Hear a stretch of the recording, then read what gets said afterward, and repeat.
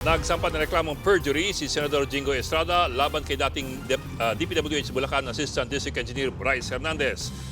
Personal nagpunta ang senador sa QC Prosecutor's Office para isampa ang reklamo.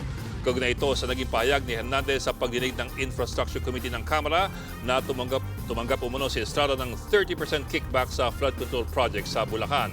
Pinabulaanan niya ni Estrada. Anya, gubanti lang si Hernandez dahil siya ang nanguna sa pag-contempt sa kanya sa Senado. I was instrumental in citing him for contempt, kaya nakulong siya. Kaya siguro the next day ay kung ano-ano pinagsasabi niya kasinungalingan. Talagang makapanira lang ng senador, makapanira lang ng tao eh. Hindi mo na nagkomento ang kampo ni Hernandez dahil hindi pa raw nila natatanggap ang kopya ng reklamo. Pero ayon sa abogado ni Hernandez, hindi itong unang kasong sinampahan ni Estrada.